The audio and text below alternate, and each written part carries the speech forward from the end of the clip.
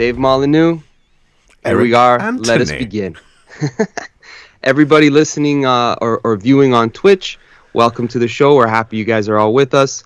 We're going to, this week, do our incoming for the month of April. It's already April, around the corner. That's crazy. I feel like, I don't know about you, Dave, but I feel like every time I look at the schedule for what's coming in, I'm like, wasn't there more that was going to be coming out? Is everything getting pushed back and rejigged? It feels like that, right? I think a few bits have been pushed back. There were a couple of bits. I even just prepping for this, I thought like, I'll just make sure I can see what I'm saying the right things about certain books. Thinking like, it's gone? It's gone? Right. What am I going to do now? So they are rejigging stuff all the time. So it's quite hard to keep track. Even when you go through the actual month itself, you might find some bits drop off. But that can be okay because, it's good for the budget, right? Yeah, that's true. It's what kills me is when we pre-order, because I think that's a smart move to make a lot of times. Yeah, is making sure that you get the best deal possible wherever you choose to shop online or in a store. If you can pre-order and get a deal, do it, because these books can get really expensive. But when you pre-order and then all of a sudden a month comes around, it's like all of these books are being sent your way. And you're like, holy, it's gonna hurt. But it was, you did it to try to save money. Yeah. Right? So that was the whole point. And then all of a sudden, like, this month, every book that you ordered last year is coming out. Or Marvel will go, here's 10 Omnis this week. Yeah. Kids. Yeah. But we are going to do it mixed. Sorry, dude. What were you going to... No, go ahead. I was just going to say we are going to do a mix tonight. So it's obviously, it's not just Marvel and DC stuff we're talking about. It's going to be some indie releases as well. So we'll give you an idea of something like the 5 each are 10 most anticipated collected editions. Mm-hmm. So how many things have you pre-ordered that are coming out in April? About 6, I think. Okay. Yeah, about 6. I've got one that I'm really excited to get my hands on. Is it on this? Is it on the list? It's on the list. It might even be on your list because I think it's something that both of us. I think it's something that you would recommend. Mm-hmm. I haven't read it yet, but it's a piece of the puzzle that I've been waiting to complete. Okay. And now I can get into the reading of this particular series. All right then, Joe. We should start because I want to know what it's going to be. Let's get started. It might even be your first pick. That's what's hilarious. So I went first last week. Okay then. In that case, I know what it's going to be. I'm not going to take it. So, despite talking about the mix, I am going to start with a recommendation for a Marvel one. And it's the Adam Warlock Omnibus. That was on my list too. Was it? Good pick. Good pick. No, that's good. So those of you that missed the Thanos... Oh, God, what did they call it? The Thanos... Infinity Origin Omnibus. I think so. So so that had like the Captain Marvel run that introduced Thanos in it. That whole storyline. It had the Warlock stuff. All the initial Thanos stories. This has a chunk of that. So it's just the Warlock stories from there, and you'll get Final Threat, which is their final showdown. Mm-hmm. Final. It was the 70s before they all came back during the Infinity Gauntlet. And you'll get the stories that introduced Adam Warlock. So the Jack Kirby Stan Lee Fantastic Four issues that introduced him when he was him.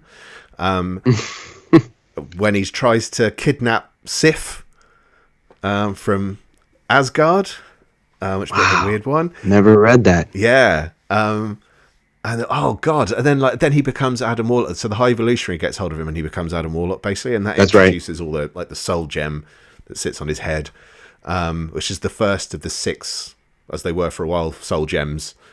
And that's some of that story's in here too. So it's like all these references to stuff that becomes big in the cosmic mix of the Marvel universe, more so in the 90s. So if you've read Infinity Gauntlet or you want to read Infinity Gauntlet, this is quite a good book to read beforehand because it introduces all these characters, or at least like Thanos isn't introduced in this book. But it's the first time he meets Adam Warlock, and they are like they're arch enemies. Yeah, no, I remember reading this last year, and I absolutely loved the 70s Jim Starlin in that omnibus you mentioned. Yeah, with that has the Captain Marvel stuff that introduces Thanos.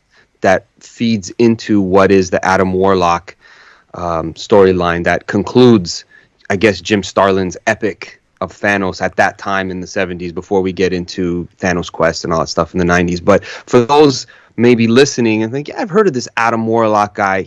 Is he going to be in the next Guardians movie? Yeah, that's the character. Yeah. So if you want to sink your teeth into why this character is I mean, I wish he had been around before, because what in the what's an Infinity Gauntlets? Yeah, I mean, what's the Infinity Gauntlet without Adam Warlock? I mean, they did it, but he's the main foil to Thanos. He's the guy that Thanos fights, not Vision.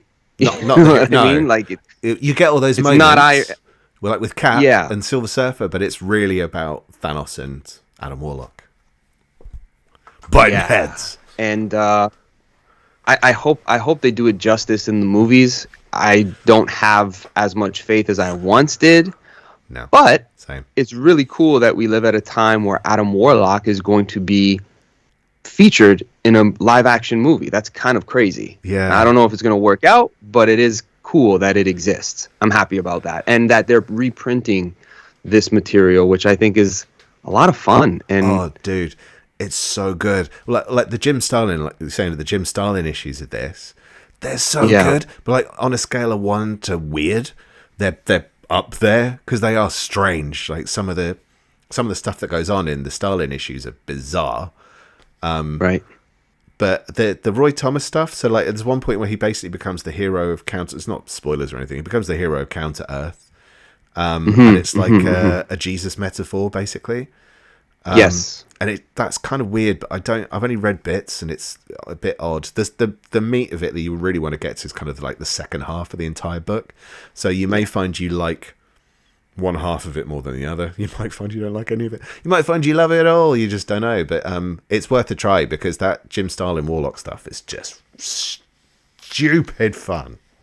It's talk about a twist at the end and the way the payoff. Yeah. Oh, so good. Yeah. It's really worth sticking with the ride. As weird as it might seem, and as much as it's like this is strange for the 70s. There's some weird choices, but it's the 70s. It's like almost 50 years ago. Is that almost 50 years? Oh almost. God. Oh, yeah. It would, yeah. Sorry. Oh, you bastard. But it just goes to show that the library of comics that are being re-released, I don't feel that, that's old, there's nothing there. Like, there's good stuff worth having on the shelf, I think. Yeah. But I mean, I'm biased to Adam Warlock. Personally, best 1970s Marvel series is Jim Starlin's Adam Warlock for me. Beats everything. So not to boost it up too much, but it is something landmark though of that decade that makes you say he really went for something original and experimental and he found a way to make it work, and that's the only reason I think the Infinity Gauntlet has what would be the right word, the cachet that it carried on, like because of the roots. Yeah, that's true. In these stories. Yeah. That is true. Yeah. So thank you. Yeah, it's the Adam Warlock Omnibus. So I don't know how much it is or how big it is. I did prep everything. So yeah, it's 904 pages, so it's going to be a beefster. Yeah. And I think to complete the set now, before you used to have the 2 trades of Captain Marvel from Jim Starlin and Warlock from Jim Starlin. But this now, you could get Captain Marvel Omnibus, which collects all of the issues that had come even before Jim Starlin came on the book.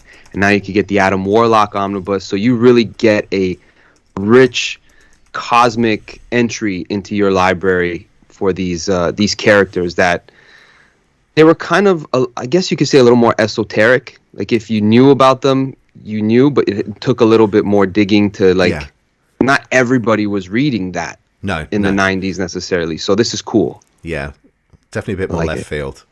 A little bit, but it's with the movie coming out, it's like, yeah, of course they're going to print it now, right? Yeah. So perfect sense, perfect timing. It's just good luck, dude. So yeah. Honest, it's not a rigged thing at all. What have you got for your number one? Your first? I'm gonna go with what you assume it is, and it's still dealing in the Marvel cosmic, and that's War of Kings. I knew it. Yeah, I'm reading the prelude or the road. Sorry, it's coming my way. I bought it. That's why I'm like actually expecting this one. You already own it, right? I do, yeah. Yeah. So this was a conversation a couple years ago when I got into the omnibus buying hobby.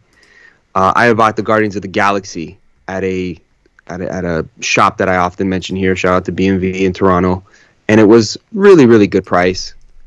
And then my buddy Adam Chapman, who's on the Book of the Month Club, said, "Why don't you just go and get the War of Kings trilogy?" And I said, "I'm not buying 3 books just to get what's in this one." And he goes, "Yes, you will." And he was right.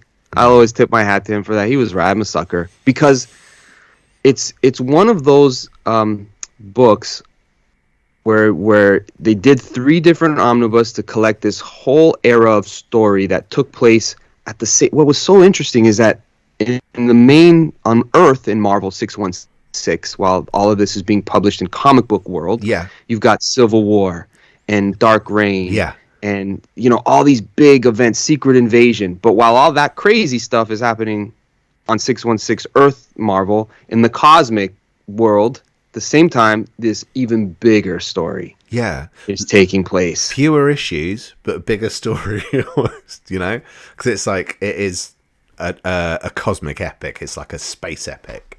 Yeah, it's there you say a space odyssey, right? Like you're taken everywhere in the Marvel Cosmic Universe. Adam Warlock is in it. Everybody is in it, right? That you would assume. Guardians of the Galaxy, Nova, and it's collected. Yeah, X-Men characters. Everything. It's really, really cool. I'm in the Deadly Genesis portion of that first omnibus, so very early on. And it's collected in such a way that if you've never read it before, to get onto it, it's done in an organized manner. Where it's like, I don't know if you think so because you're the reading list guy, but it's done in a way, I think, where they allow you to keep up with what's going on. While this is happening here, then there's this story. But I haven't... They do it in almost like they've put the 5-6 trades just in the book. They haven't tried to put it into a chronological order. Okay. But do you know what? Do you know who has? The Omniverse Comics Guide. No, you don't say. Yes, really. So if you go on to what are the chances? If you go on our website, you'll be able to see a concise reading order that guides you through War of Kings, basically. In fact, it guides you through from Annihilation to Conquest to War of Kings to Realm of Kings and finishes up with the Thanos Imperative. So it's just go right here. Omniversecomics.guide. There. Right there. Good shout. So yeah, it's great though. It's a fantastic saga. Plus you'll get Dan Abnett and Andy Lanning, probably their finest moment as writers.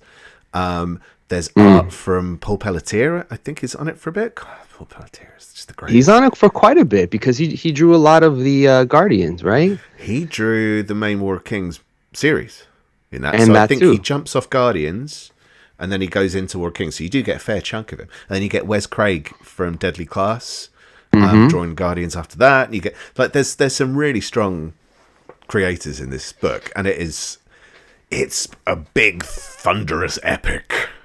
It really is. Yeah, it pays off. It's got great shock moments, great beginning.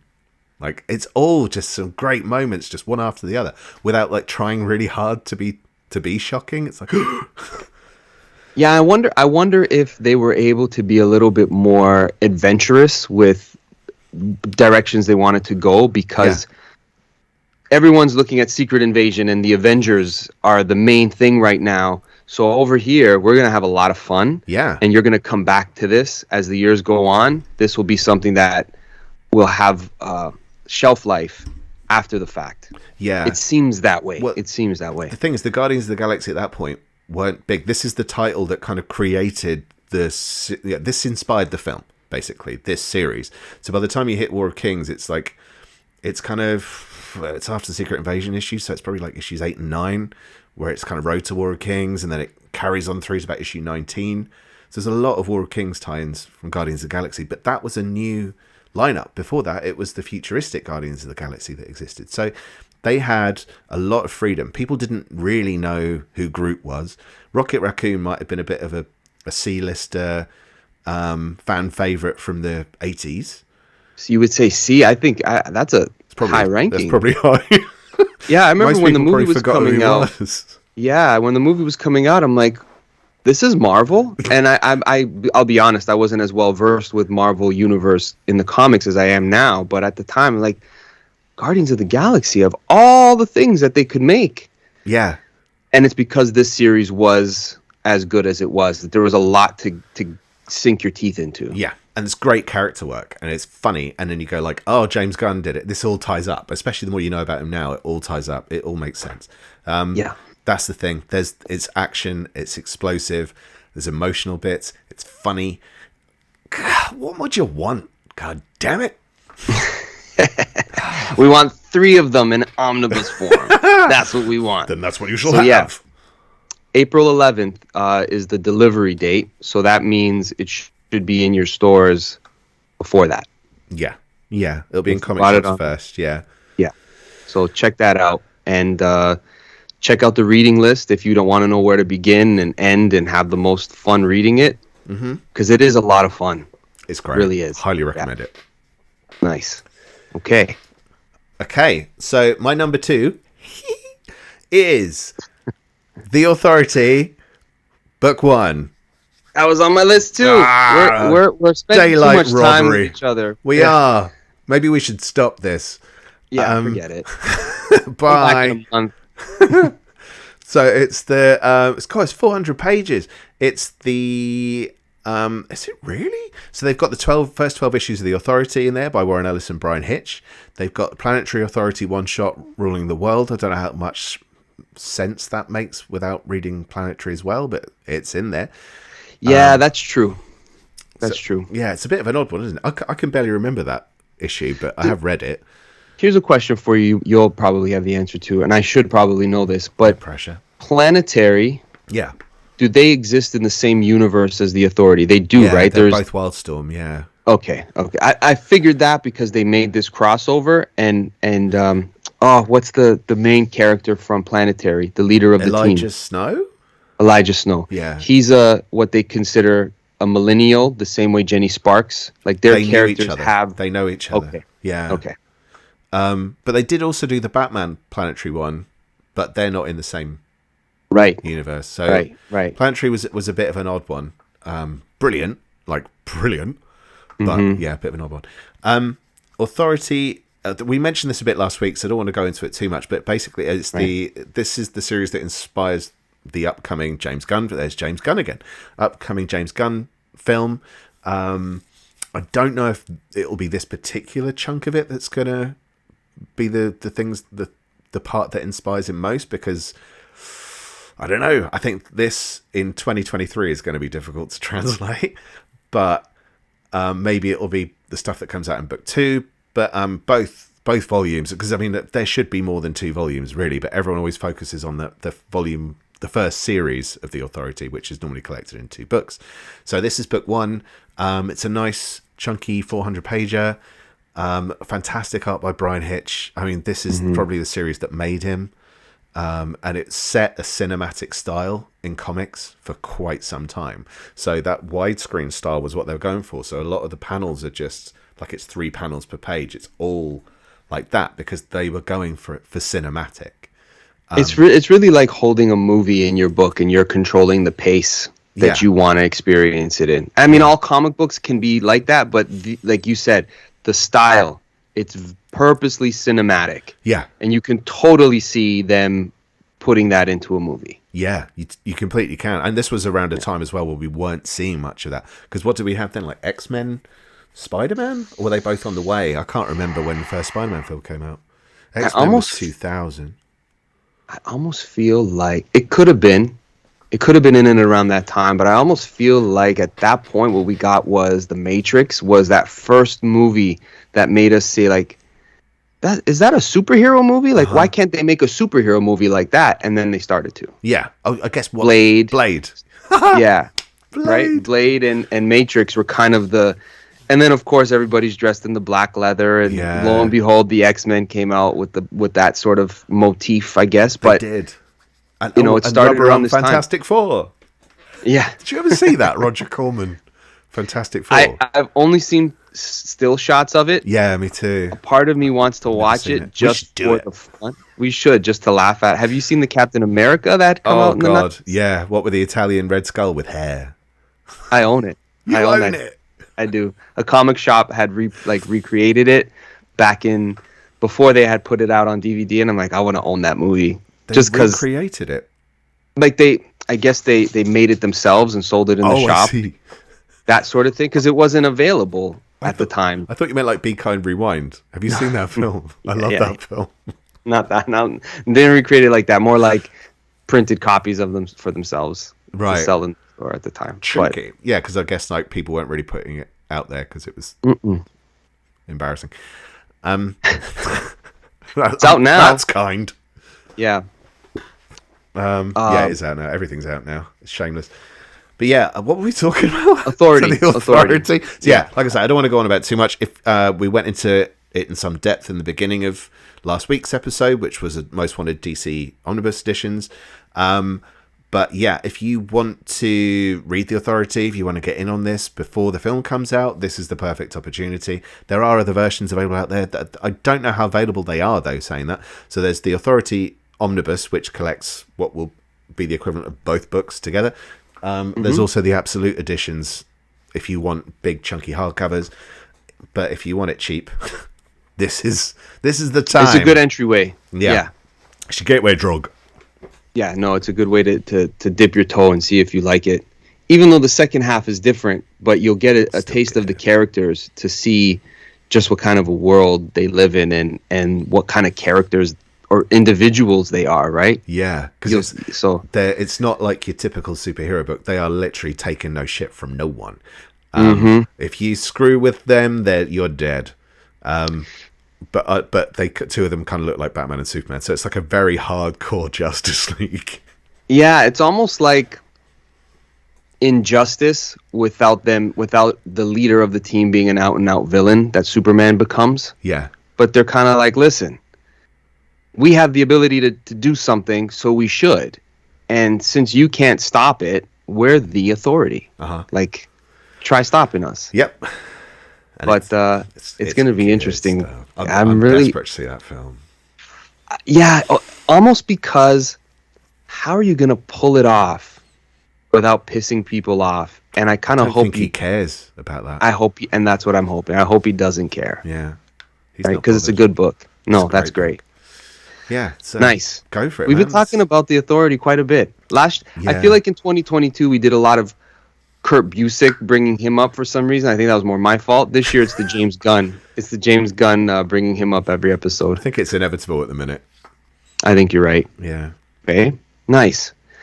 Shall I continue? Go for it, dude. Okay. Another book that I pre-ordered. I might cancel it only because I own it already in a format, but I think it's a really nice collection. Okay. It's one of those things that if I had at the time could have bought it in omnibus form, I may have, and that's I don't know what the appropriate title is. I think originally it was Cable Deadpool. Now it's Deadpool Cable. I'm sorry. No, I didn't have it on my list, but I knew you were going to. I was going to just stick it on yours when I make notes. Knowing you'd go for this. Sorry. Go for it. That's okay. I totally interrupted you. No problem. But Deadpool is not a character that I was ever super keen on reading, even though he was kind of like a couple years ago, he was Harley Quinn. What Harley Quinn has become, Deadpool was first.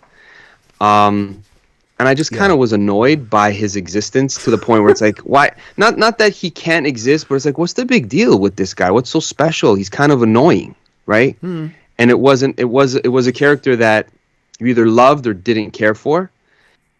That's fair. But this series was really good. It was a very interesting team up for me to read Deadpool, and I didn't know much of him. And it was written by Fabian Nicieza, who's the co-creator of the character. And I think it's one of those series that really give you the groundwork for some of the things that you get to see in the movies, like Ryan Reynolds being cast as Deadpool. They mention it in this, don't they? Yeah, they actually say, like, you look like a burnt up Ryan Reynolds. And I don't think Ryan Reynolds was a household name yet at the No. time. So it was a cool little name drop that when he became the character, you're like, that's cool. It's kind of like seeing Samuel L. Jackson as Nick Fury. Yeah. Right? Yeah. It's kind of perfect. But it's a really interesting tale. I don't think it ends on the highest level because Cable leaves the book near the end. Well, he was in the X-Men. He joins the X-Men basically in the X-Men title, and then they kind of were going, oh, this sort of contradicts itself a bit now. So they sort of took him out, but it's still called Cable and Deadpool. Yeah. So it was Cable and Deadpool initially because Cable was the more popular character. It was, yeah. Isn't that weird? And then as time went on, they switched it as they put collected editions together. Yeah, exactly. Yeah. So it's funny how that worked out, but Deadpool Cable. I'd recommend it to anybody who'd be interested in reading a funny but yet very high stakes book that make you go, man, this is big time storytelling that you don't hear about in the other Marvel books, but it's pretty epic in and of itself, right? It is. But I think, again, it's that freedom you're talking about, like where they were lower tier characters by that point. Cable didn't have his own series. Deadpool didn't, so they chucked them in together, and they could get away with a bit more.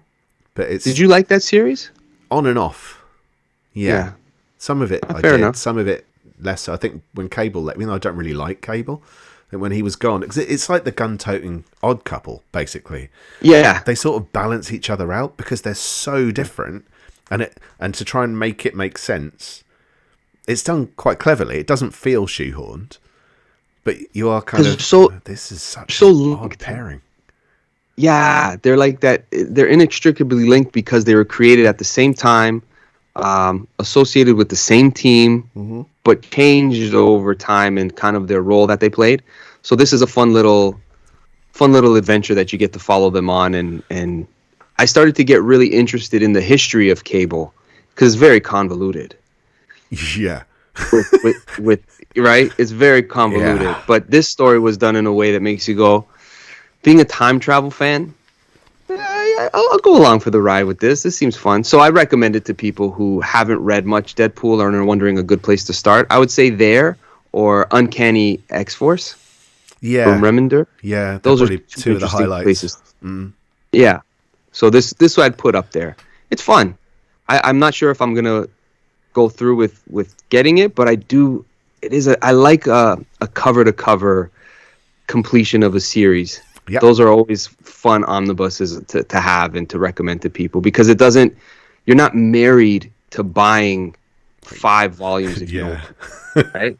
Yes. Which we do that to ourselves all the time. I know. 5 Incredible Hulks. but it's so good. Right? I know. All right, Dave.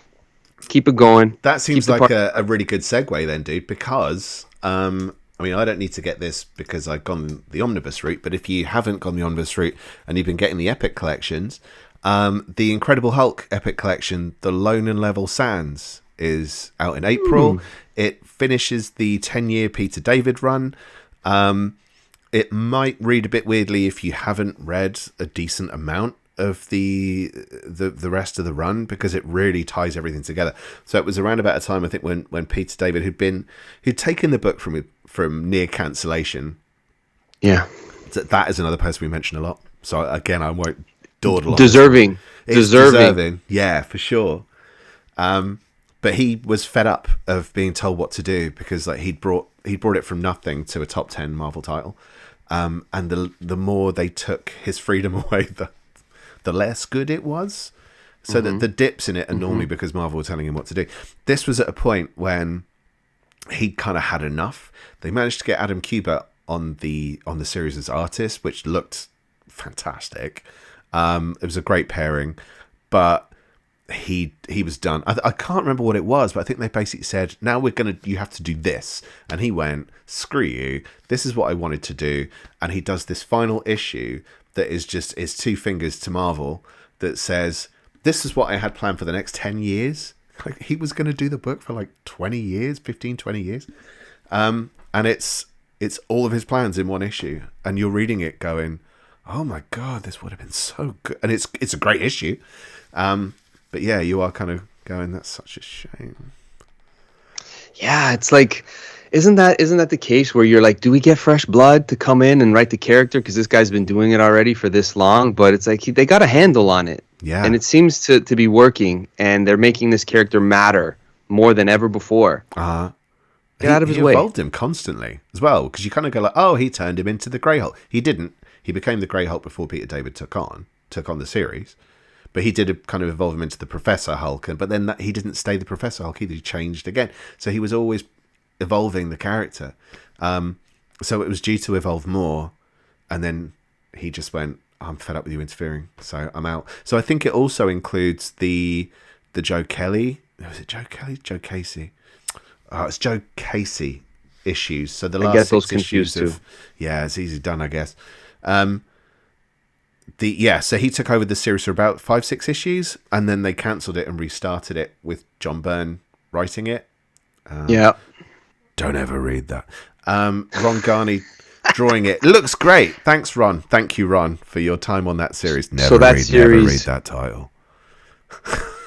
And I've heard and read that Byrne hated everything Peter David did. It was all wrong. He didn't get the Hulk right. Like, he really had a hate for that run that Peter David did. I could be misremembering. So when he got back on the book, he's like, I'll show, because I think he, correct me if I'm wrong, Dave, but I feel he was he had a little run on the Hulk just before Peter David came on. Yeah, like maybe 6 a couple issues. Years. Yeah, 6 issues, something not far. It. And then I think it's documented where he was like, when that guy gets off the book, I want that book. Really? And I think so. Don't quote me. Check your Wikipedia.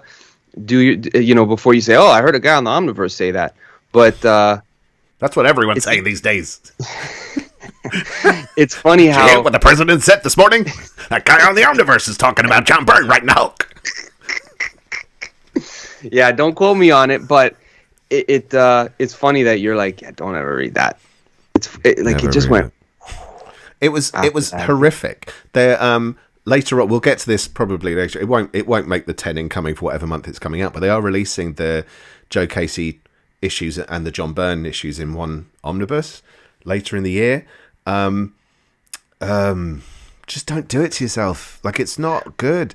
He basically tried to make it like the TV series of old. So it was like Banner's constantly on the run, walking around. It's almost playing the music at the end when he walks off.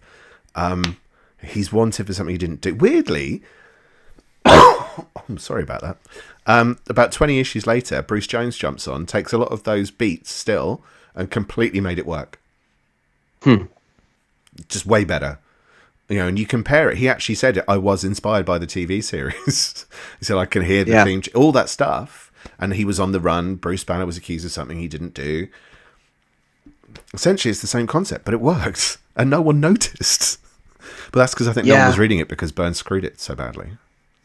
I think Byrne, mid to late 90s, really started to, I guess the term is, started to like the smell of his own piss a little bit, where he thought that I know how every character is supposed to operate and work. Watch. Yeah. And it's like, yeah, no, that's not a good Spider-Man story, buddy. Oh, that chapter 1. No, I've never heard anybody say, you gotta read that. Never. No, they say you gotta burn that? We intend that pun. Intend that pun! It's bad. I read his Wonder Woman as well, but it follows the same patterns. It's all the same patterns, and he tries to do what he did on Fantastic Four in the 80s, which worked brilliantly, but he'll come on, pay respects to the past, and then kind of tweak it for the future. But like in all those late 90s books, it just wasn't happening. It's a shame, because I still rate him as an artist and as a writer from his time. Oh, yeah. But that Hulk run.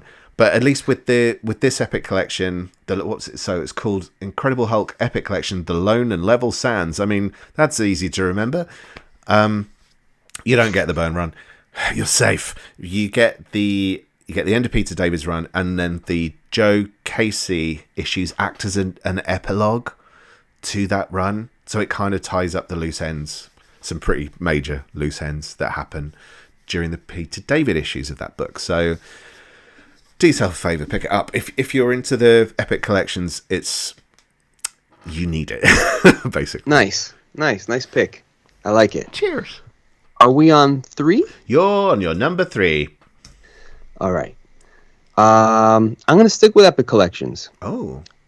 This one, you know how I always say something stupid before I make a recommendation? No. I can't recommend it because I haven't read it, but I do need to get it for my collection. That's cool. It fills a gap in my epic collection. So along the epic lines, it's Iron Man Doom. I don't know how good that era was. I know it's kind of mixed, but I do have the Stark Wars, and then the things that follow that up until the Armor Wars Part 2. So Armor Wars Part 2 is after Doom, I think. Right. I'm so not I'm just 100% trying to sure what's in this book. Yeah, I'm not either, but it is that gap filler to an era of Iron Man where it was Bob Layton, Dave Michelinie getting a second sort of run on the book. I'm not sure how much Bob Layton was involved in the art because I think it was M.D. Bright. Yeah, I think does he ink it? I'm not 100%, but I think he plots it.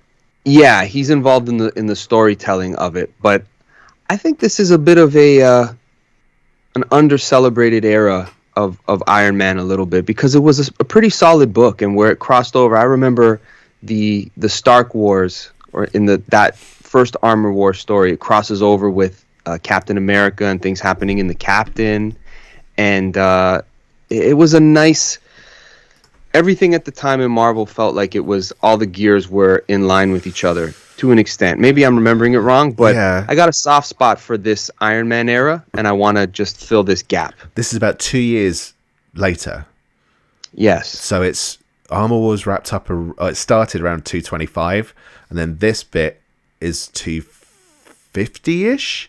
But it's and the story in this is a sequel to the Iron Man story from issue 100. God, I'm such a massive nerd. Issue 150, I think, where he does a Doctor Doom time travel story. Iron Man Doctor Doom time travel story. This is kind of a sequel to that. Okay. You get some dodgy Acts of Vengeance issues. They're not the best Acts of Vengeance issues. You know I love that crossover. Oh, Acts of Vengeance. But they're not great. So there's some hit or miss bits in it. I can't actually see what issues are included. I can look that up. You've done an extensive reading order or something or the other of all the armors of Iron Man, which was I did, yeah. Incredible. Did someone put you up to that? Did they challenge you to do that reading list? Because I don't know how you went through all of that. It's only on Instagram at the minute, but I'm going to do it as a feature on the website.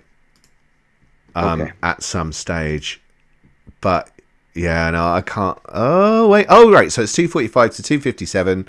Yeah, there's a nice mix of issues. They're not necessarily going to be groundbreaking, but there's some fun stuff in that collection, and that cover looks just cool. Yeah, it's a fun time in. Is it still 80s? Yeah, 1989, 1990. It's on that? Yeah, on the bubble. Yeah, Michelinie, Layton, McDuffie, Smith, Trimpe, all their names are on the cover. Yeah. Interesting era. Interesting. Yeah. I'm going to give it a shot I gotta add that to the. Do it. Yeah. Yeah. So again, I don't have much to say about this story to be like, it's great, you got to read it, this beat, that beat, but it is something I'll be picking up, and it goes along with that, the epic collections that you were mentioning. I enjoy the epic collections for they're kind of weird in entry level to get someone to say, here, read this one. It's right in the middle of this character's storyline. But sometimes that's how we used to do it. It kind of is nostalgia. Yeah. And you'll if you get an epic collection of a key storyline, you'll catch on quick. It won't take long. And you'll get a good chunk, because they're normally about 450 to 500 pages. It's a really good price point for a lot of content. Reprinted and presented in a way that is they're not really worried about it's only the stuff that this artist and this writer did. They'll put everything in between, even stuff that you'd be like, really? You gotta this is complete. Yeah. There's a completeness to it, which is nice. Even when it's junk, at least you're getting everything. You're getting all the junk. Give me all the shit, please. Yeah. Yes. All right. So, if we're gonna take a advertisement break for a moment, it's super quick advert this week. Have you bought a Nintendo DS? Not really. No, we don't have any sponsors because there's no love in the world. But we are advertising our own shiz because this weekend, as you may well have had it drilled into you by now, we will both be making Comic-Con appearances, but on either side of the Atlantic. That's how we're doing it. We're conquering continent to continent. Coast to coast. Do you want to talk us through where you're going to be this weekend, dude? Yes. So if you live in Toronto or the greater Toronto area, and right now, I don't know about you guys in England or in the UK, but it's March break, so all the kids are off. Do you guys have a March break there? I think we have like half terms. I don't know. It's all called different things. It's probably the same principle, isn't it? Okay. But no. Yeah. So this week, all the kids are out of school. They're everywhere. It's a great time to take them to a Comic-Con because it's a 3-day from March 17th. So this Friday, as we record and do this live, March 17th to the 19th, Metro Toronto Convention Center, Toronto Comic-Con. It's going to be a good time. The Omniverse is going to be representing. We're on the schedule to do a live podcast with, if you've listened to the prequel podcast to the Omniverse, which is the Cave of Solitude, we had Dax Gordine and Sean Daly on as regular guests, but they're going to be our first live participants at a Comic-Con to record a podcast with us. So if you're going to be in Toronto at the Metro Toronto Convention Center, 4 o'clock Friday, check your schedule and look for the guy wearing this hoodie. And you'll see us. Yeah. Say hello. Cool. Say, hey, I know that show. Now, how about you? Where are you going to be this weekend? Oh, this weekend? Funny you should ask. So this weekend we're going to be in UKCGF Bristol. I'm doing this with no notes, so I have to get this right. We're going to be at the stadium in Bristol, as well you know. I literally looked this up this morning so I'd remember. It's all on our socials, basically. It's everywhere. But UKCGF Bristol is this weekend. I think it's the 2 days. I don't know. But we'll be there on the Saturday, which will be the 15th, 16th, 18th of March. What a pro! And we will have a stand, and you can come and chat to us, and you can talk about what reading orders you want. If you come and scan with your phone, you'll get a little preview of a reading order that will be launching soon. But you can get first look, and it's one that has been requested quite frequently as of late. So yeah, come and have a chat, do a little scan, make a little love, get down tonight, and then hopefully we can inspire you to read good. Some comics. What was funny, and as you said that, I almost said all those words. I'm like, he did it. That's this week's jingle, Reads. That's this week's jingle. That's good. Yeah, are you excited? I'm terrified. I don't do leaving the house, so it's going to be interesting. It's fine. I've done gigs and things. It's fine.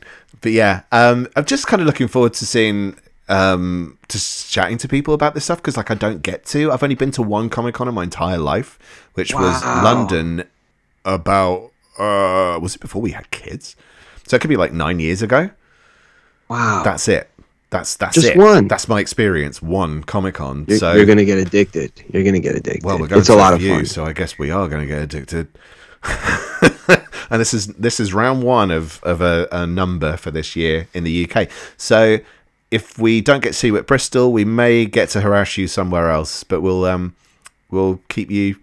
It's where the tour starts. Yeah, it's where the tour starts. Nice. We need to get like tour T-shirts. We'll have hoodies as well. You know. That would be kind of cool. All the spots that you guys are on the bag, like a little. Make it look shirt. metal. That's hilarious. Yeah, that's great. Very cool. Omniverse. Yeah. Yeah. So you and our producer, shout out to our producer, Misha, producer extraordinaire. I don't care. She's getting the credit where it's due. you guys will be having like a table there, like you said, where people could come and hang out. Yeah, they can come and chat, scan, talk about stuff they want to see. That's the thing. If people are desperately looking for certain things to be covered on the Omniverse Comics Guide in terms of reading orders or guides to like Eric's saying just now, there will be a guide to all the Iron Man armors, so you can kind of chronologically see where they all first appear and what you need to pick up. So that's the kind of stuff that we do on the website. You also got links to all the videos and podcasts and everything that we do. We are shameless. There's also at the moment a UK Comic-Con tracker on the site, which seems to be very popular. And there will be Comic-Con trackers for Canada and the US coming up as well. So great. That's great. Keep them busy and hopefully helping you find cons and stories and whatever else you want. Woohoo! That's what we're here for.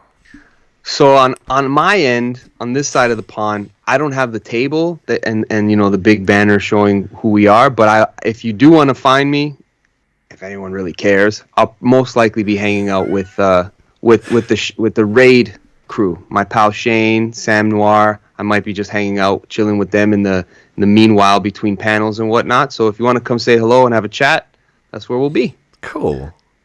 Very cool. Nice. Yeah, that's exciting. Well, awesome, brilliant. No end jingle. We're just going to go straight back into it, with a pseudo segue that had a gap in it. So basically, you were saying before the advertisement break that you don't know much about the Iron Man book, but you're going to pick it up anyway. Yes, because it intrigues you. That's also true of my number 4 choice. Which is from guess which publisher it's from, Mr. Anthony? I'm not sure, but I'm gonna go out on a limb. Yes. And I'm gonna make a dark horse pick and think, what, Dark Horse? Nope. Actually, yep, it's from Dark Horse. So it's the British Paranormal Society, which is a spin-off of Witchfinder, which is a spin-off of Hellboy. So, I really got to start reading some Hellboy because I'm so like big blind spot in my reading. Well, I'm doing a chronological read through basically. So the stuff I'm reading at the moment is all the stuff before Hellboy even turns up. Wow. And Witchfinder is one of those. So Witchfinder, they've collected it. I can't get it out. I've got figures in the way. They collected it as 2 omnibus editions, which for Dark Horse are kind of standard size. Get out of the way. So I'm trying, but it's stuck. That shelf is stuffed. It's a tight shelf. So as you can see, if you're watching on video, this is the Witchfinder omnibus, which is not oversized. It's like standard size, but it's nice and chunky. And there are 2 books that collect the whole thing. But introduced, it's Sir Edward Grey. It's like a Victorian era monster hunter series. Basically, he investigates paranormal mysteries. In the series, he meets another group of paranormal investigators called the British Paranormal Society. They're only in, I think, 1 storyline, maybe 2. And then this, I think, picks up after. I don't know if it picks up after or before, actually. But I think it's afterwards. And it's a story featuring them. And that's the thing about the Hellboy comics, is that there's Hellboy, but then you've got Sir Edward Grey appears in Hellboy, but then he kind of got his own series. They had characters like Lobster Johnson, who was like, what was he like? Prohibition era superhero, like an vigilante.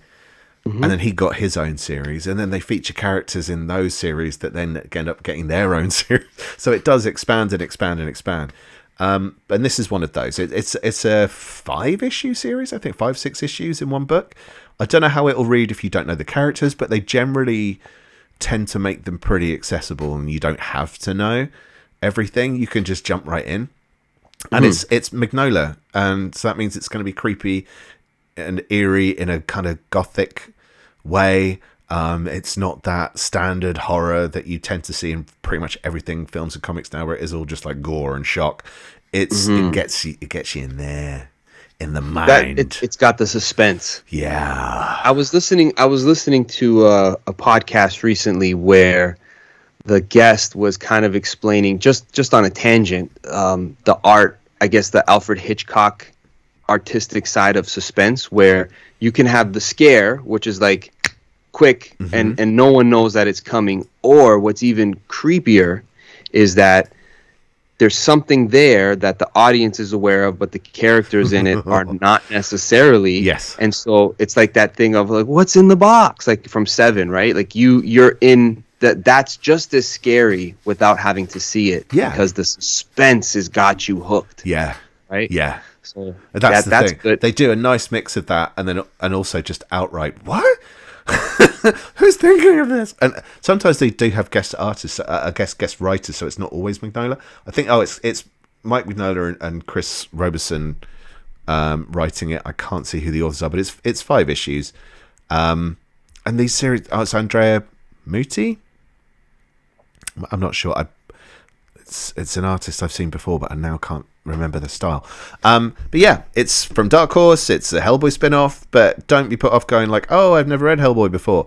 Yeah, right.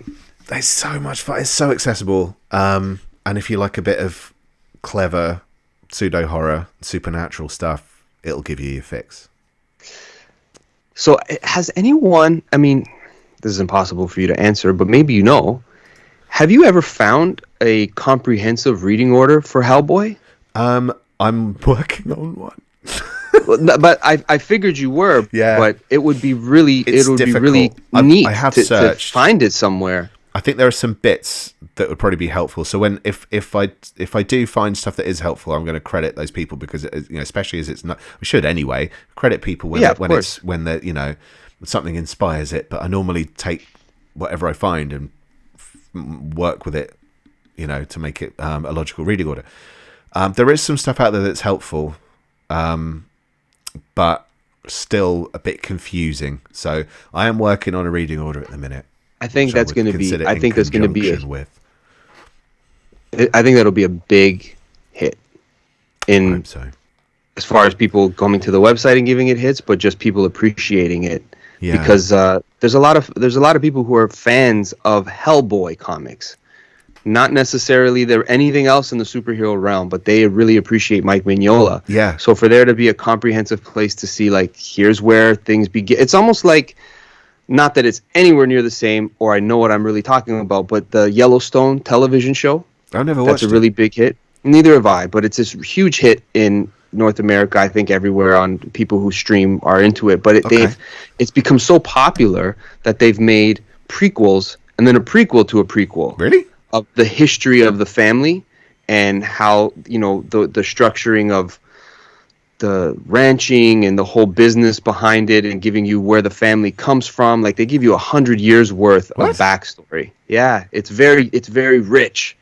So I feel like the Hellboy universe was originally that sort of a thing where here's the story, but now we're going to dip around throughout history. Yes. And show you pieces of how this all comes together, because it's what BPRD is, what Hellboy. That's the organization. Yeah. Right. That's the Bureau of Paranormal Research and Development, I think. Nice. So yeah, you've got that, and then you've Abe Sapien, who's, if you've seen the films, you'll know Abe Sapien's kind of the fish guy.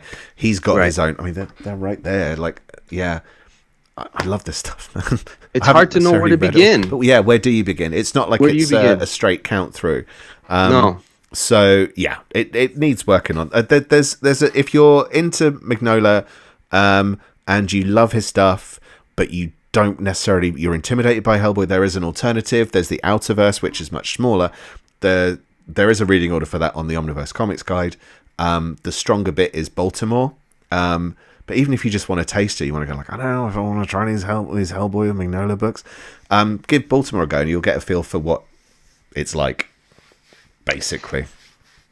I have a tangent story that's I'm a little bit embarrassed to share, but I'll share it here.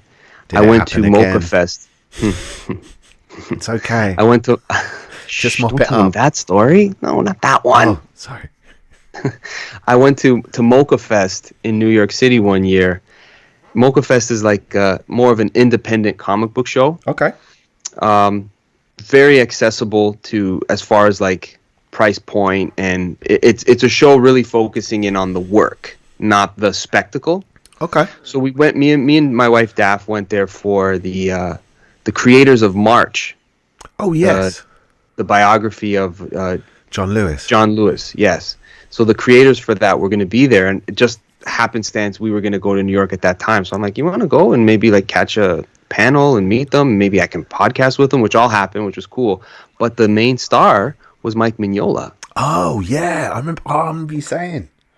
And I had no real appreciation for his work, not because I didn't recognize who he was, but it would have been completely phony of me to be like, hey, love your work, because I hadn't ever read Hellboy or anything like that. And now it's like, man, the opportunities, like, not that you can take, but looking back, it's like, I really want to get into Hellboy now. And he was hardly anyone bothering him. Like, you could have been talking to him all day. It was crazy. Damn it. Yeah, so if you get a chance ever to go to a con like this weekend, where we'll be at some Comic Cons, and there's a creator there, just give them a shout out. Let them know that you like their work if they do. Don't be embarrassed to, because I really think that goes a long way for the hobby. Like, it's part of the experience to say, like, hey, I read that thing you made, thanks. And you don't know how much of a difference that makes for some of these. I'm not a creator, but I've met enough for them to be like, that I appreciate that you actually read it. Yeah. So when you get that chance, don't say it got me through hard times. That makes it awkward. Or have you ever met somebody at a Comic-Con the one time you went, Dave? You bastard. Should I share that another time? We'll save it for another time. Come back next week. Yeah, come back next week for more humiliation at the Omniverse Comics Going Back. BC Scrubs has just said that the BPRD stands for Bureau for Paranormal Research and Defense. Thank you. I always end up saying it wrong. And Meat Trunks said, can I read BPRD without ever reading Hellboy? I believe you can. I haven't read BPRD yet. But my understanding is you can read it separately. But it's one of those things, I think, where it's like with Marvel books and DC books. Like, if you read stuff together, you benefit more, but you can read them separately. That's my understanding. I think the BPRD stuff, a lot of it's written by John Arcudi, and you've got artists like Ben Stenbeck and Guy Davis, James Harron, and it kind of, it's where a lot of those artists kind of got their start or became really well known. In that kind of more underground comics world. But yeah, I think it mostly stands alone, but read it all, you shall be rewarded in the kingdom of hell. Yeah, I think that's something that sometimes we need to encourage people more, where they're like, where do you begin? So you know what? Just try it. Yeah. Just try. Just read it, even if it's a volume 3. Don't be so as a stickler like we can be, where it's like, I need every volume first to be released before I start reading, because I want to know I can complete it. When we were kids and we loved this stuff, me too. That's what I've done with these. That's one side of the room. I got another side with books. So yeah, sometimes when you're not sure, I think the best thing is just dip your toe and give it a shot. Try it. Yeah. Try it out. See if you like it. Yeah. For sure. Number 4. Oh, actually, before we do Eric's number 4, the thing I meant to say at the start as well is, if anyone would like to share some collect editions they're looking forward to that are coming out in April, feel free to drop it in the chat. Let us know what it is and why you're looking forward to it. Absolutely. Yes. And let us know if we missed something, what we should be on the lookout for. Yeah. We will do a little rundown of other books that aren't on our list as well at the end. So don't kind of go, they're done their 10, I'm nicking off. We will run through some other books as well at the end. So, but these are the ones that we're kind of like going, get everything, get all 10. Yeah. Now. So, can number 4? Number 4, dude. Go for it. All right. This is something I'm really happy that is being made. I hope it's as good as I remember enjoying it when I had originally been going through the series. I've never completed it. I have all the trades, but I'm really happy that Black Science is coming out as a compendium from Image Comics. I really like Rick Remender's work in a lot of areas. Like, I like his Uncanny X-Force. I enjoyed his Uncanny Avengers run. Didn't finish as well as it could have, but still very solid runs.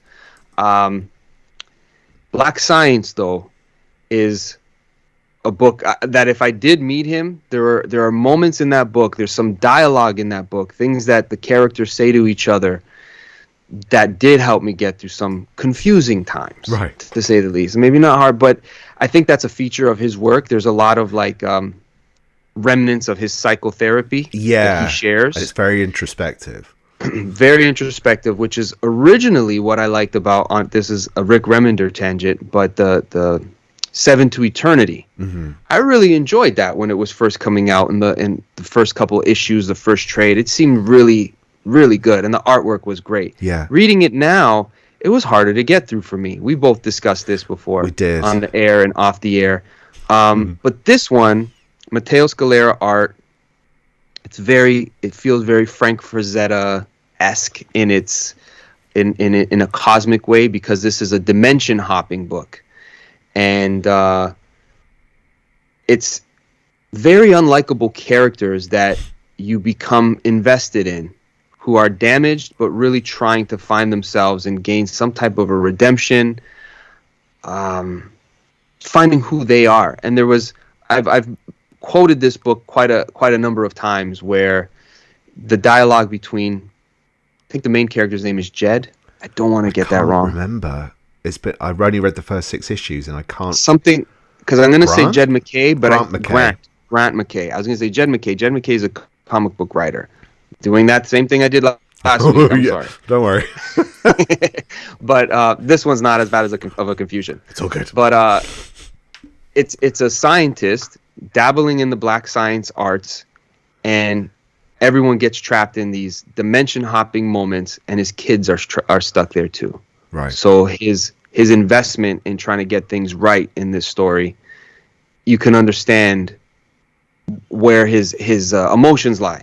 But now that it's complete, I'm interested in reading it cover to cover, going through the entire experience of this story, because I did fall out of it because you're waiting for trades to come up, and I kind of, like, which trade do I own? Are they going to just put it in hardcover? What's Image doing? Why is it taking so long? But a compendium is here. I'm excited for it, and I hope it's as good as I remember it. I really, really do. Me too, because I've got it in hardcover. I've got the 3 hardcovers right here. Have you read it? I've only read the first 6 issues. That's literally all I've read, and that was ages ago. My mate lent me a book. That's Obal. If you're listening, Obal, hello. He does occasionally dabble in the comic arts, and that was one book that he tried out, and I read the first 6 issues, and I liked the concept. But again, it was I thought, like, I'll wait for the hardcovers, and I wait for the hardcovers, got them, and then they're sat there waiting for me to read them. But it does appeal. To see what you think. Yeah, that art. Yes. Matteo Scalera, did you say? Yeah, Matteo Scalera. Perfect art for the story. Good. And it's 43 issues, this compendium, the Black Science Compendium, and it's 1,104 pages. So you get a slab for that. Yep. And it's paperback, so it's not as expensive as a oversized hardcover. It's a little smaller, right, but it's chunkier, so you get a lot of comic for your buck. A complete story that won't confuse you, that you have to be like, I gotta read this now, or it continues it. Nope, this is the television show, as it were. Mm-hmm. All the episodes are there. Mm-hmm. Everything you need. It's high concept stuff, but there's a lot of down to earth moments that I feel can be very thought provoking. Yeah. So I'm looking forward to it. Sounds like I hope it lives up. I hope it lives up to how I remember, and it ends well. I don't know. It gets a lot of praise, so yeah, I've not heard a bad word about it. So yeah, but I think it's Seven to Eternity. Yeah, let's not go there again. That's what I mean. So shout out to Rick Remender. I'm a fan of your work. I'm looking forward to getting this compendium and reading it in this format, because it makes a difference. I really do think it makes a difference. Yeah, and don't be put off, Rick, if you're listening to the show. Please feel free to come on for an interview, and forget everything we said about Seven to Eternity. We didn't mean it. We did mean it. We didn't mean it. Hey, we bought it. We bought those books, so we supported it. There you go. There we go. That's my number 4. People are entitled to their opinions. Of course. Okay, my number 5. So my last one for tonight is, he says, stalling blatantly. I can't find the window with it in, but there it is. Hello. It's the top 10 compendium, which might come as a bit of a shock because it's by Alan Moore. And I generally avoid Alan Moore like a pair of shoes riddled with the plague. I won't wear those. But I read I think I had the first 2 hardcovers back in the day, and they were like 6 issues a piece or something. So it was 12 issues of it, and I liked it. It's I never you do this quite well, and I never do it because I always sound like I'm going to sound really sarcastic because I'm English. Excuse me. But the overview they gave is follow along on the adventures of Precinct 10, affectionately known as Top 10. You won't want to miss as Smacks, Toybox, Dust Devil, and more work on solving crimes and protecting their home. So it's almost like science fiction-y superhuman cops. But you get Best Comic Special, Smacks 1 to 5, Top 10 1 to 12, Top 10 49ers, Top 10 Beyond the Furthest Precinct 1 to 5, Top 10 Season 2 1 to 4. So like there's a number of different series in there, but it's the entire, is it? Yes. The entire series collected in one compendium, 832 pages. Not only is it by Alan Moore, the art is by Gene Ha, who did, oh my god, what did Gene Ha do? I can only remember Ascani-san from the 90s, the Cable Origin series. I'm blanking. Anyway, also Xander Cannon, who is best known for Kaiju Max, which is probably my favourite series of all time. Really? All time? Quite possibly. Book 3 of that's coming out later in the year, and nothing excites me more. I'm so looking forward to it. I've never read it. And I've only heard good things about it. It's very good. I made the mistake of reading the first storyline of Kaiju Max a couple of years ago and going, oh, I'm not sure about this. And then I just tried it again and went, you're an idiot. This is genius. But for top 10, it's a very different vibe to some of the... Well, some of it's a very different vibe. I don't remember it being as flouncy and flowery as some of Alan Moore's other stuff. It doesn't come across as pretentious. If you're not a big Alan Moore person, if you like his pretentiousness, you'll probably like this just fine. Sold! I'm not a big fan of his writing. I don't think he's the greatest there is. In fact, I don't even know what he's last done apart from appear on BBC masterclasses, where he can tell you how to write good comic books. I like that impression. I'm Alan Moore. I can tell you about no one should touch my work. I worship a serpent with hair. Do you say screwed me out of money? Listen, I'm of the opinion, this is a tangent, I like The Watchmen, but I don't know why people have this thing like, no one else can write The Watchmen. I'm not going to have anything to do with The Watchmen because they're giving it to Alan Moore. It's like, it's a DC property. It's a DC property. They're bastardizations of Charlton characters. They're not even... It was going to be starring those characters. Yeah. So it's like Dan Slott doesn't have the rights to Spider-Man. No. Right? And even Stan Lee has a certain amount of credit that goes along with Spider-Man. Yeah, he created the character, but nobody can... Unless Alan Moore gives his snake god blessing, then people can work. I don't know. It gets a bit obsessive, and I think that's part of the problem. Where I kind of and I don't necessarily think some stories are as good as I tend to judge something on the merits I see in it. I don't like to be influenced by the people, and I've read Top 10, and I liked it for what it was. So yeah, it's a good fun book. I haven't read the whole thing. I've only read about half of it then by the looks of it. But yeah, if you like your Alan Moore, not only is that on its way out in April, but the Tom Strong compendium is on its way out a bit later in the year as well, which I'm sure we'll pick up on. So Tom Strong is kind of a... what was that Man of Bronze thing? What was that? What was he called? I don't remember. I'm sorry. I can't think. Doc Savage. He's kind of a Doc Savage semi-Superman kind of character. Okay, got you. But he was like the flagship character of Alan Moore's ABC comics. And then top 10 was another one of those ABC titles. Doc Savage, yes, thank you, Mr. Scrubbage. Yes, and I don't know if they're going to do more of his top 10 stuff.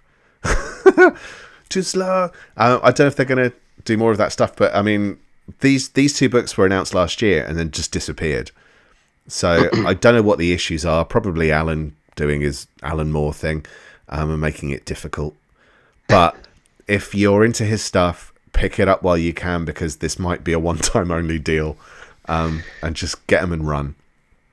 Yeah, I love the compendium thing that these companies are finally doing. Like, it's, if you're not everything should be in omnibus form. That's cool. But having them in this format, it's really nice, and the completeness of it is so good, because sometimes these series become, oh, that's a hard issue to find, or all of these little things where it's like, how do we put this together? And now they're doing it because they realize there's an audience that want to read or reread things in a nice, complete format. Compendiums are perfect. It looks like a phone book, but it's a lot of fun. It's a lot of fun to look through that phone book. It's a fun book. Yeah, but I think it's a really good way of doing it. And that's the thing. Like, even when they've collected them previously, those collector editions I bought were out in about 2001, and it hasn't been reprinted since. So this is a rarity. But the next time they reprint them, we'll all be dead. Cheery thought, everyone. So, dude, what's your number 5? Made me snort.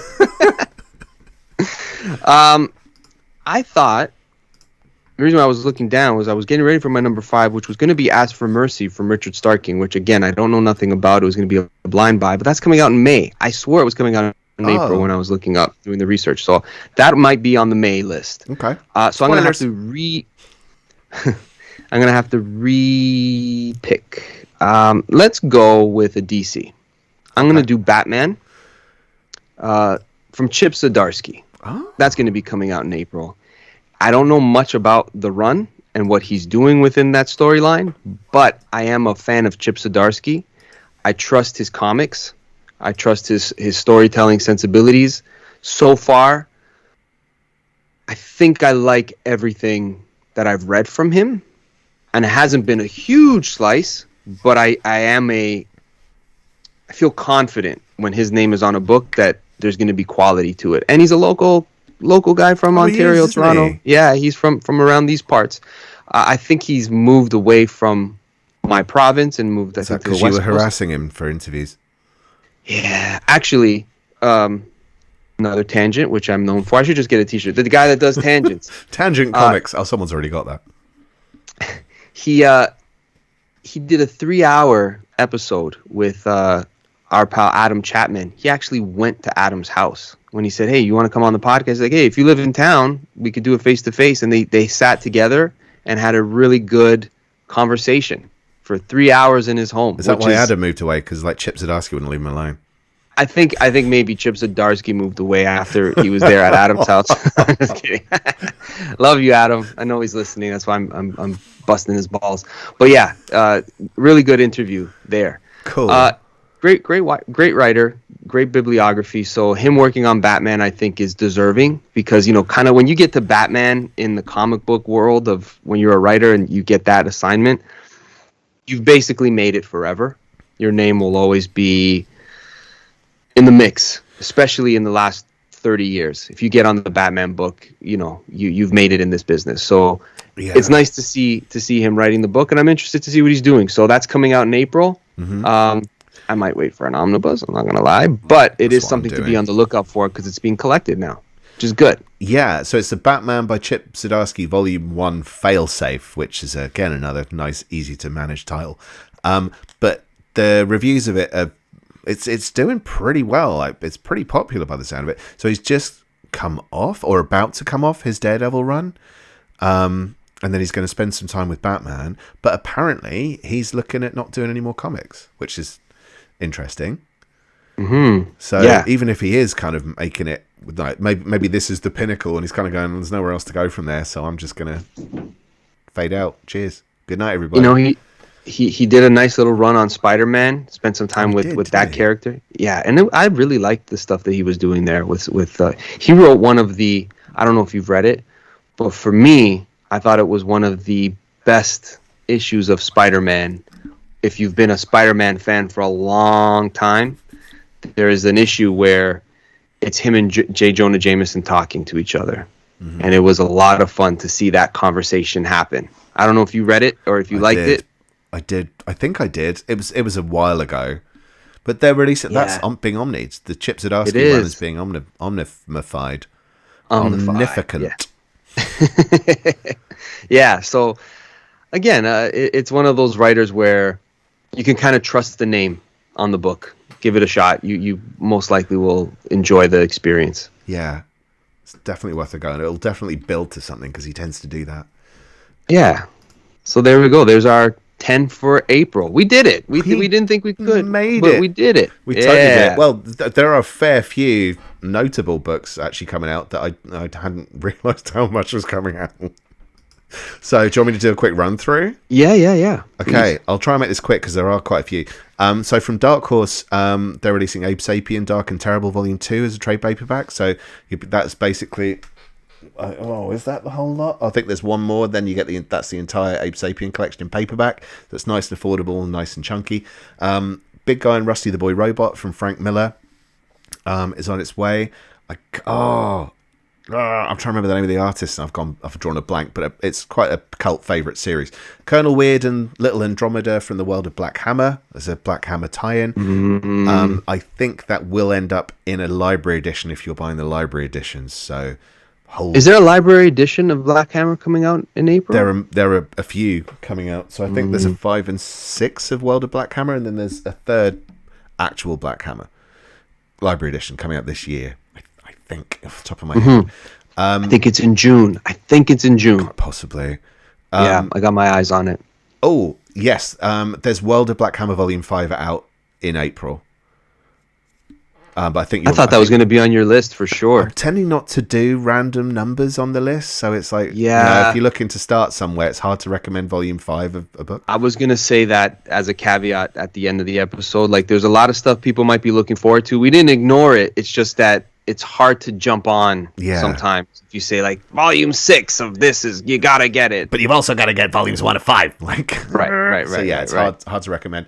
Fortune and Glory by Brian Michael Bendis, which is his story of how he tried to break into Hollywood. I'll stop for the quick question we've had from BC Scrubs, which is what's the difference between an omnibus, compendium, and library edition? So, very good question. Marvel and DC omnibus, they tend to be, so if you're watching a video, I'll be able to show you, they are considered oversized, so they're large. They tend to be a higher page count. You'll normally get about 1,000 pages. I mean, some books go up to like 1,500 pages. Whereas get the middle one, doofus. A Dark Horse omnibus is smaller. I don't know if you can see that. There's quite a size difference there. Do you have a compendium close by? Because I can go grab one to show. You can if you want. If you've got one handy, I can show them. Yeah. One second, everybody. I'm going to disappear. I'll be right back. Whereas the library edition, which is more of a Dark Horse thing, they're similar in size to a DC Absolute. So they're bigger than an omnibus. But they tend... I mean, it's a good page count, but they tend not to go to massive page counts because it would end up being ridiculous. But they're really nicely produced. They've got really thick paper. They've normally got the little ribbon for marking your place. They're nicely produced, but really nicely produced books. I haven't heard what you said because my headphones were off, Dave. Sorry, I was calling you a bellend. Okay. Yeah. Always, you're an ache in my bollocks. How about that? I'm getting good with the bollocks. I say it every day. The motto of the podcast: come for the comics, stay for the bollocks. This is BC Scrubs. This would be a compendium. So there's no dust jacket. It's not hardcover. It, like I said, it kind of looks like a phone book. But you get as much, if not more, content in a compendium for a better price. Yeah. So it's a really nice way to jump into something and get a real good, solid feel of a good, strong story, like Starman, for instance. This has over 50 issues. Over 50 issues of comics. And if you were to buy them in single issues, it would cost you a fortune. But you can get this for $60 USA in American money. I'm not sure what that would translate to pounds, but in Canada, the retail price for something like this would be $80. But then and you can always find a it deal for on cheaper. it. Yeah, exactly.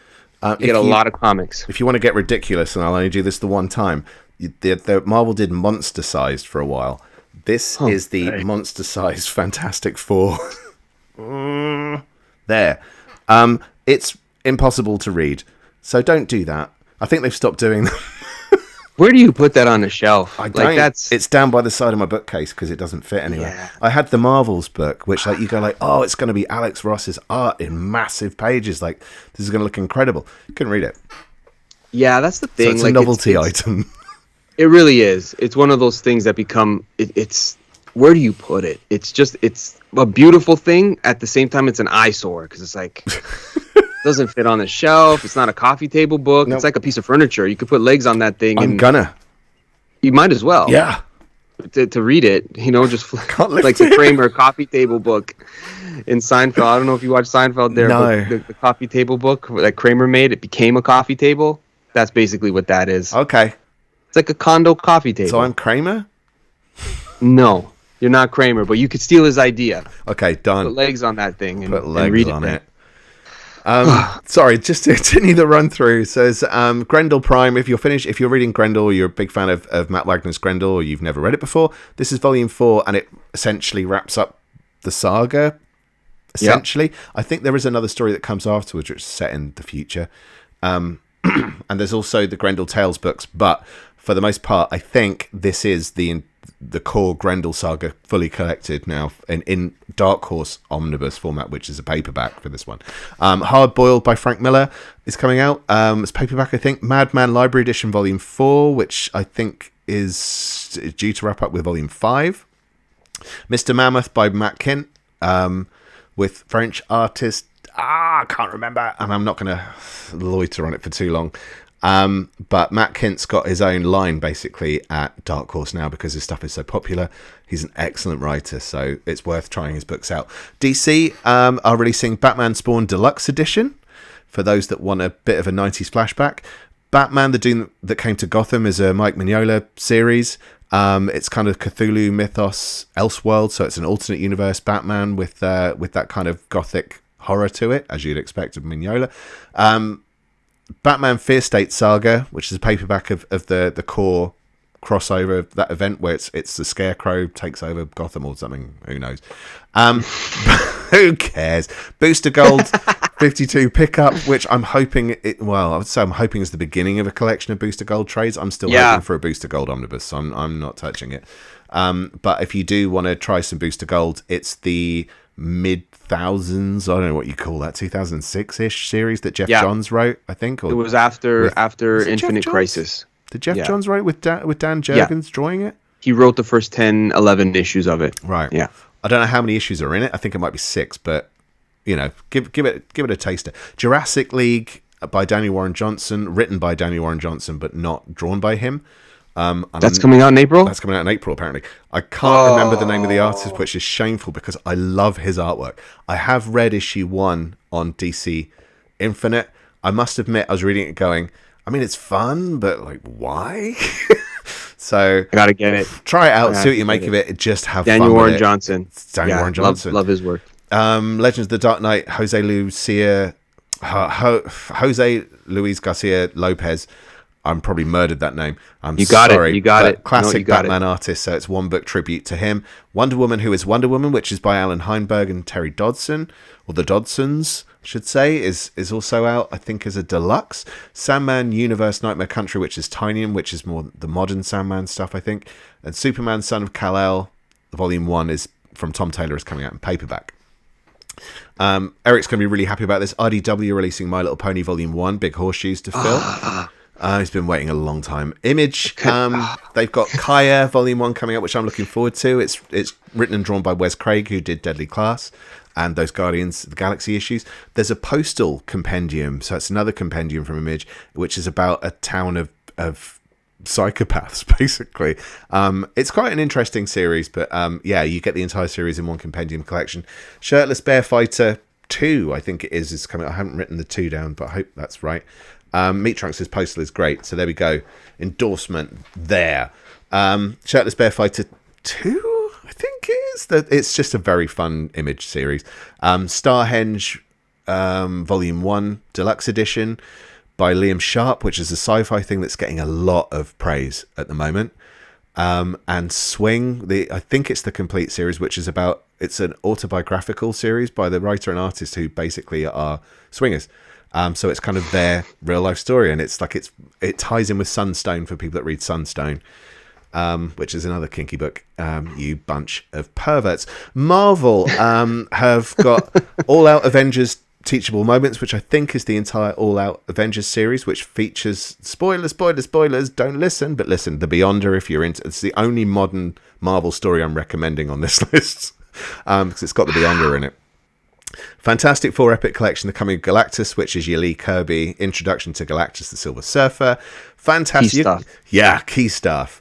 Fantastic Four by Mark Miller and Brian Hitch Omnibus. Guardians of the Galaxy Epic Collection Earth Shall Overcome, which is the 70s Guardians of the Galaxy. I think it's the first stories, like the first story that introduced them. It's be warned, it's scrappy. But if you do want to try it out, that's the beginning of the original Guardians of the Galaxy. Available. Mm-hmm. It's coming out. It's a thing. Predator by Ed Brisson. Apparently Ed Brisson's really good, and I'm intrigued to try some of his stuff, but I've never read any of his stuff, and it's Marvel's version of the Predator, so I think it's the first time they've done the Predator since stealing it from Dark Horse.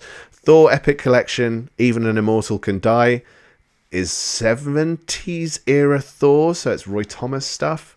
And there's an X-Men Epic Collection Legacies, which is 1990s X-Men, in the build-up to Fatal Attractions. Only 2 more recommendations. One from Scout, which is Metalinguistic Crimes Division, which I just thought looked like an interesting book, but I don't know much about it. And Vault, which is from... they're releasing a book called West of Sundown, which is a Western vampire story by Tim Seeley, who wrote another one of my favourite comics of all time, which... I now can't remember the name of Revival. That's right. You love Revival. I love Revival. Yes. If you haven't read Revival, do yourself a favour. Get that should come out in compendium format soon, because it's so good. It's so good. But yeah, I don't know if West of Sundown from Vault is any good, but I will be willing to try it because I loved Revival so much. Also by Tim Seeley. That is the rundown. Woo! That is a complete list. Nice.